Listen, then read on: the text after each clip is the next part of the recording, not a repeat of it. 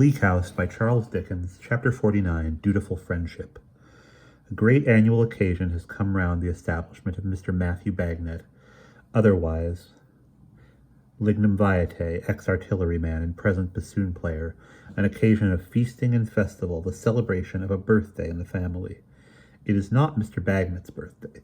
Mr. Bagnet merely distinguishes that epoch in the musical instrument business by kissing the children with an extra smack before breakfast and by smoking an additional pipe after dinner. It is not the birthday of one of the 3 children. These occasions are kept with some marks of distinction, but they rarely overlap the bounds of happy returns and a pudding. It is the old girl's birthday, and that is the greatest holiday and reddest letter day in Mr. Bagnet's calendar.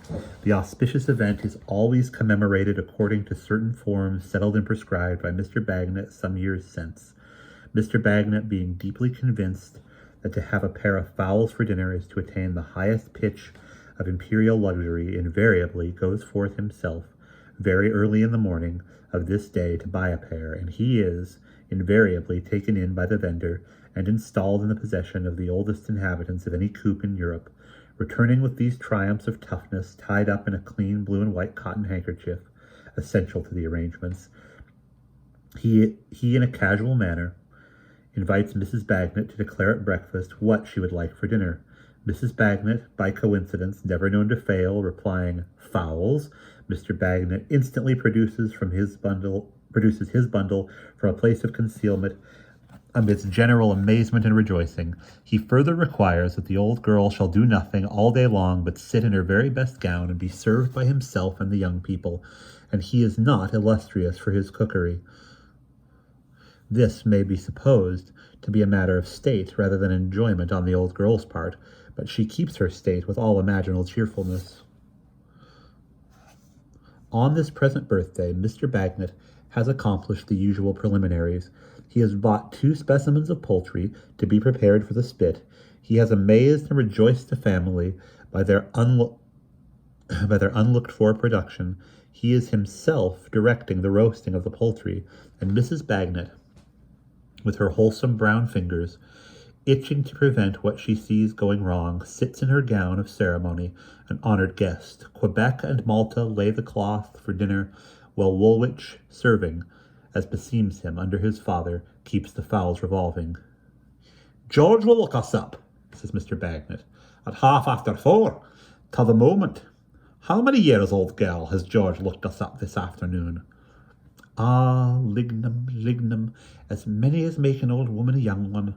I begin to think just about that and no less." "Old girl," says Mr. Bagnet, "never mind. You'd be as young as ever you was if you wasn't younger, which you are, as everybody knows." Quebec and Malta here exclaim with clapping of hands that Bluffy is sure to bring mother something, and begin to speculate on what it will be. "Do you know, Lignum," says Mrs. Bagnet, "I begin to think George is in the roving way again." "George," returned Mr. Bagnet, "will never desert and leave his old comrade in the lurch. Don't be afraid of it." "No, Lignum, no, I don't say he will. I don't think he will, but if he could get over this money trouble of his, I believe he would be off." Mr. Bagnet asks why. "Well," returns his wife, considering, "George seems to me to be getting not a little impatient and restless. I don't say but what he's as free as ever. Of course he must be free, or he wouldn't be George, but he smarts and seems put out." "He's extra drilled," says Mr. Bagnet, "by a lawyer who would put the devil out." "There's something in that," his wife assents. Further conversation is prevented for the time by the necessity under which Mr. Bagnet finds himself of directing the whole force of his mind to the dinner, which is a little endangered by the dry humor of the fowls in not yielding any gravy, and also by the made gravy acquiring no flavor and turning out of a flaxen complexion. With a similar preservedness, the potatoes crumble off forks in the process of peeling, upheaving from their centers in every direction as if they were subject to earthquakes. Overcoming these disadvantages to the best of his ability, Mr. Bagnet at last dishes, and they sit at table, Mrs. Bagnet occupying the guest's place at his right hand. It is well for the old girl that she has but one birthday in a year, for 2 such indulgences in poultry might be injurious. Every kind of finer tendon and ligament that is in the nature of poultry to possess is developed in these specimens in the singular form of guitar strings. Their legs are so hard as to encourage the idea that they must have devoted the greater part of their long and arduous lives to pedestrian exercises. But Mr. Bagnet, unconscious of these little defects, sets his heart on Mrs. Bagnet eating a most severe quantity of the delicacies before her, and as that good old girl would not cause him a moment's disappointment on any day, least of all on such a day for any consideration, she imperils her digestion fearfully. The old girl has another trial to undergo after the conclusion of the repast. In sitting in state to see the room cleared, the hearth swept, and the dinner service washed up and polished in the backyard, the great delight and energy which the two young ladies apply themselves to these duties, turning up their skirts in imitation of their mother, and skating in and out on little scaffolds of patterns, inspire the highest hopes for the future, but some anxiety for the present. The same causes lead to confusion of tongues, a clattering of crockery, a rattling of tin mugs, a whisking of brooms, and an expenditure of water, all in excess. At last the various cleansing processes are triumphantly completed. Quebec and Malta appear in fresh attire, smiling and dry. Pipes, tobacco, and something to drink, are placed upon the table, and the old girl enjoys the first peace of mind she ever knows on the day of this delightful entertainment. When Mr. Bagnet takes his usual seat, the hands of the clock are very near 4:30. As they mark accurately, Mr. Bagnet announces, "George, military time." It is George, and he has hearty congratulations for the old girl, whom he kisses on the great occasion, and for the children, and for Mr. Bagnet. "Happy returns to all," says George. "But George, old man," cries Mrs. Bagnet, looking at him curiously, "what's come to you?" "Come to me?" "Ah, you are so white, George, for you, and look so shocked. Now don't he, Lignum?" "George," says Mr. Bagnet, "tell the old girl what's the matter." "I didn't know I looked white," says the trooper, passing his hand over his brow. "I didn't know I looked shocked, and I'm sorry I do, but the truth is, that boy who was taken in my place died yesterday afternoon, and it has rather knocked me over." "Poor creature," says Mrs. Bagnet with a mother's pity. "Is he gone? Dear, dear." "I didn't mean to say anything about it, for it's not birthday talk, but you have got it out of me, you see, before I sit down. I should have roused up in a minute," says the trooper, making himself speak more gaily. "But you're so quick, Mrs. Bagnet." "You're right, the old girl," says Mr. Bagnet, as quick as powder. "And what's more, she's the subject of the day, and we'll stick to her," cries Mr. George. "See here, I have brought a little brooch along with me. It's a poor thing, you know, but it's a keepsake. That's all the good it is, Mrs. Bagnet." Mr. George produces his present, which is greeted with admiring leaping and clapping by the young family, and with a species of reverential admiration by Mr. Bagnet.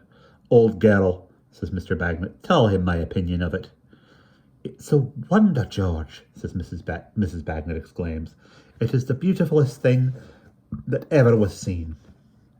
"Good," says Mr. Bagnet. "My opinion." "It is so pretty, George," cries Mrs. Bagnet, turning it on all sides and holding it out at arm's length, "that it seems too close for me." "Bad," says Mr. Bagnet. "Not my opinion." "But whatever it is, 100 times thanks, old fellow," says Mrs. Bagnet, her eyes sparkling with pleasure, and her hand stretched out to him. "And though I have been a cross-grained soldier's wife to you sometimes, George, we are as strong friends, I am sure, in reality, as ever can be.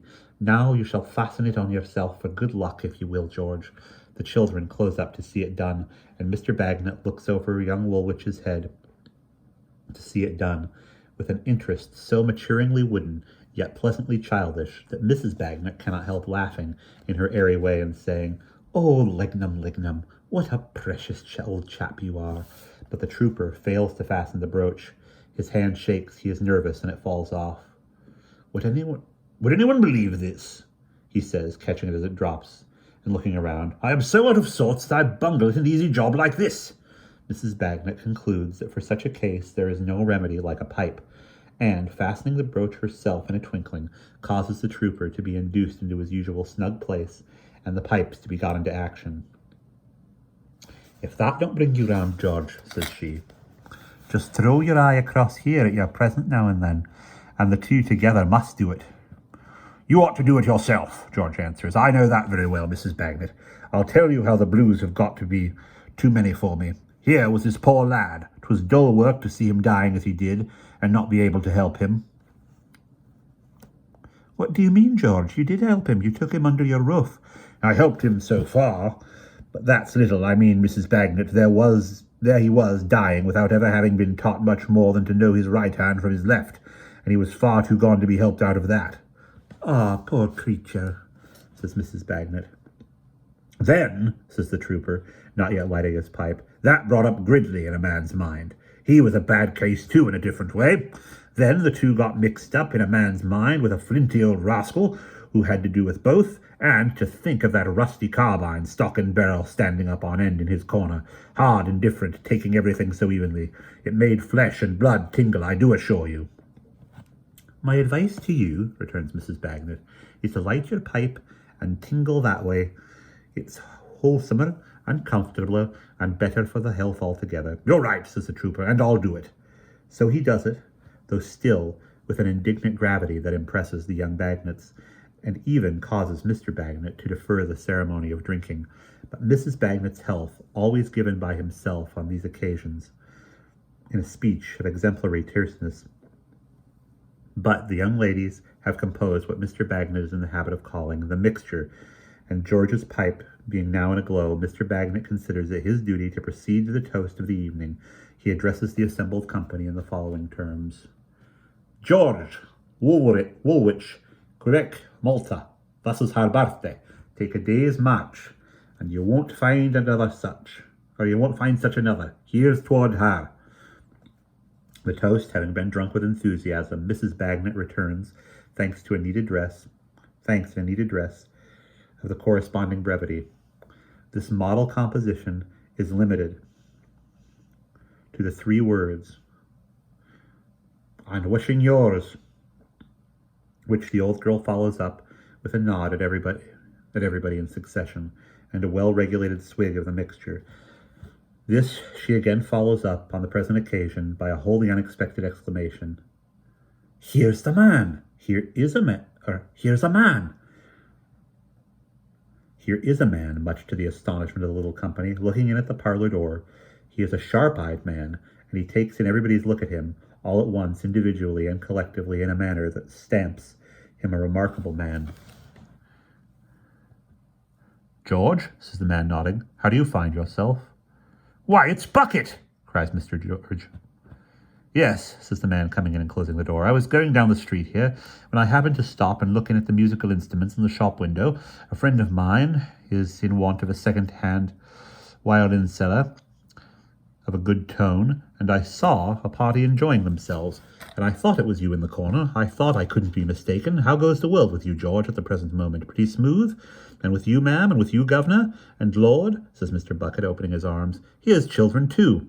You may do anything with me, if only you can show me children. Give us a kiss, my pets." Mr. Bucket, not unwelcome, has sat himself down next to Mr. George and taken Quebec and Malta on his knees. "You pretty dears," says Mr. Bucket, "give us another kiss. It's the only thing I'm greedy in. Lord bless you, how healthy you look. And what do you call these, my darlings?" pursues Mr. Bucket, pinching Malta's cheeks. "These are peaches, these are, bless your heart. My name's Bucket, ain't that a funny name?"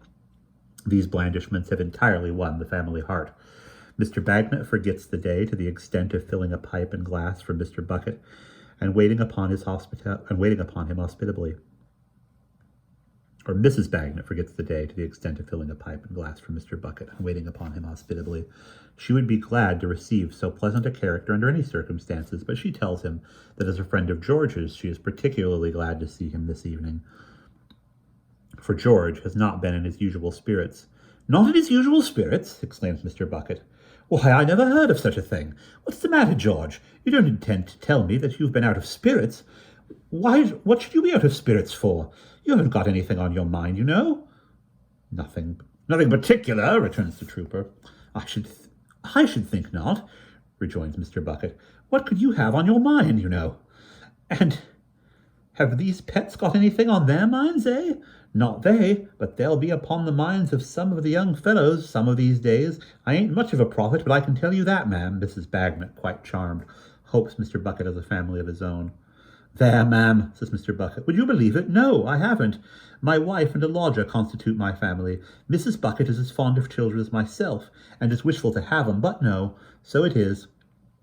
"What a nice backyard, ma'am. Any way out of the yard now?" "There is no way out of that yard." "Ain't there really?" says Mr. Bucket. "I should have thought there might have been. Well, I don't know, as I ever saw a backyard that took my fancy more. Would you allow me to look at it? Thank you. No, I see there's no way out. But what a very good proportioned yard it is." Having cast his sharp eye all about it, Mr. Bucket returns in his chair next his friend, Mr. George, and pats Mr. George affectionately on the shoulder. "How are your spirits now, George?" "All right now," returns the trooper. "That's your sort," says Mr. Bucket. "Why should you ever have been otherwise? A man of your fine figure and constitution has no right to be out of spirits, and you haven't got anything on your mind, you know, George. What could you have on your mind?" Something harping on this phrase, considering the extent and variety of his conversational powers. Mr. Bucket twice or thrice repeats it to the pipe he lights, and with a listening face that is particularly his own. This sparkling stranger is such a new and agreeable feature in the evening that Mr. George, who testified no great emotions of pleasure on his entrance, begins in spite of himself to be rather proud of him. He is so friendly, is a man of so many resources, and so easy to get on with, that it is something to have made him known there. Mr. Bagnet becomes, after another pipe, so sensible of the value of his acquaintance that he solicits the honor of his company on the old girl's next birthday.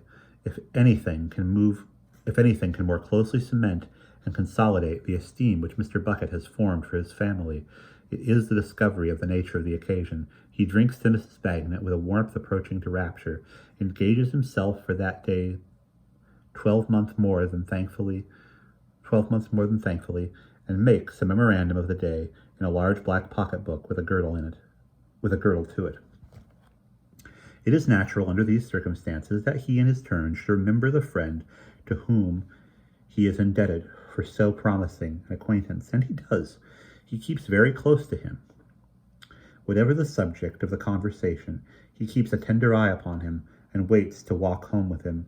He is interested in his very boots and observes them attentively as Mr. George sits smoking cross-legged in the chimney corner. At length Mr. George rises to depart. At the same moment, Mr. Bucket, with the secret sympathy of friendship, also rises. He remembers the commission he has undertaken for an absent friend. "Respecting that second-hand violin seller, Governor, could you recommend me such a thing?" "Respecting that second-hand violin, Governor, could you recommend me such a thing?" "Scores," says Mr. Bucket.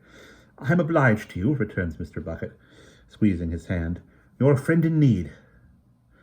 A good tone, mind you.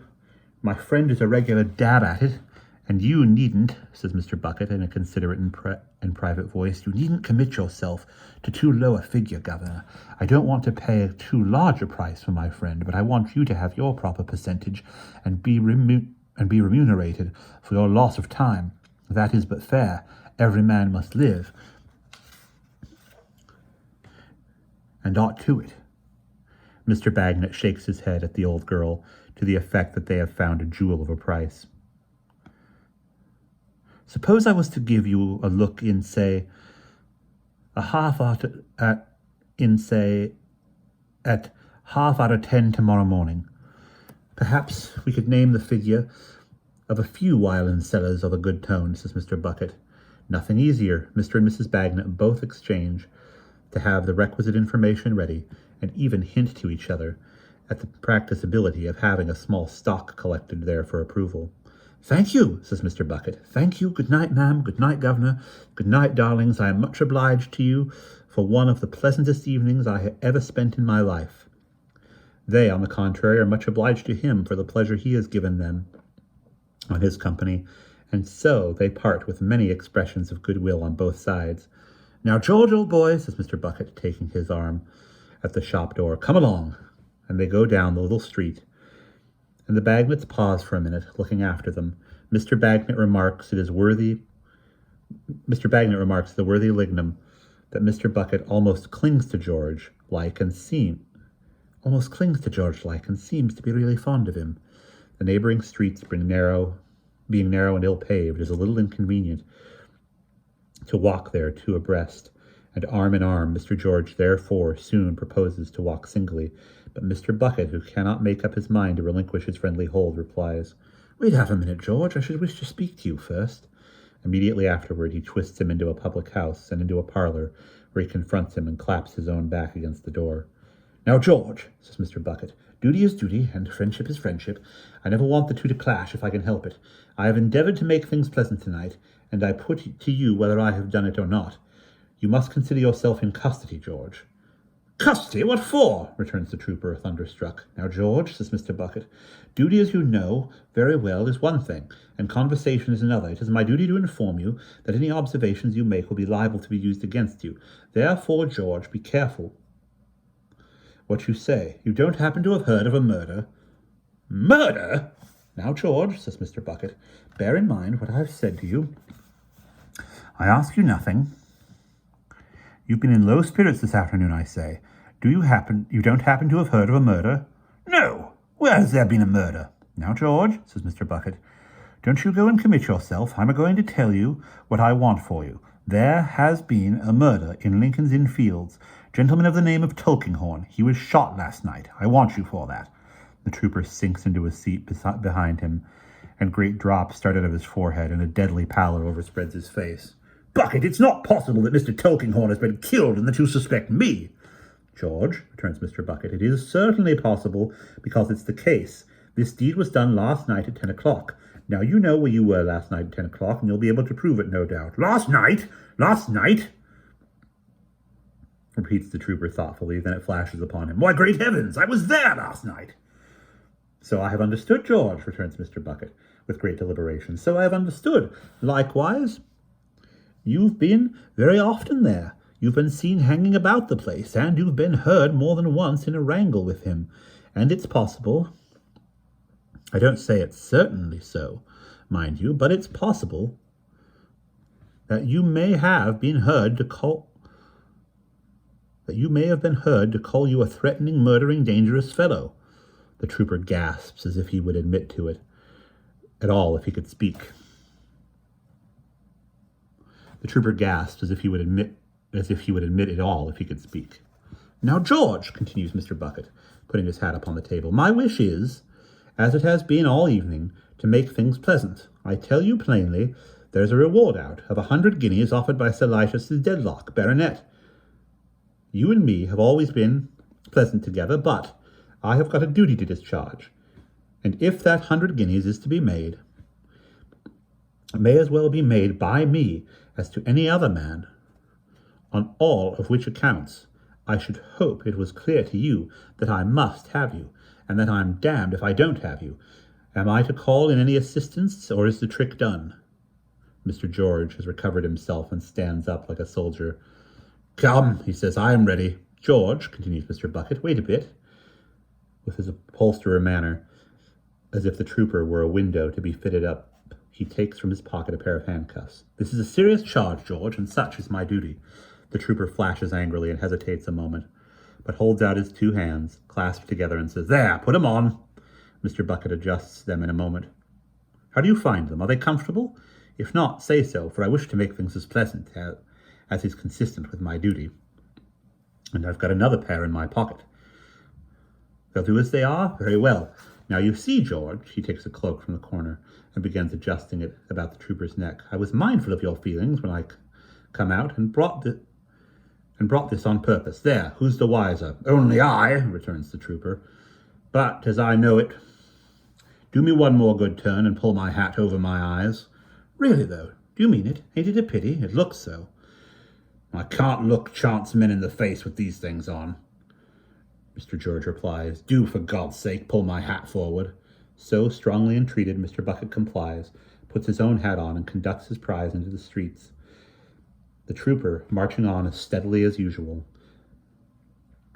though with his head less erect, and Mr. Bucket steering him with his elbow over the crossings and up the turnings. And that is the end of chapter 49.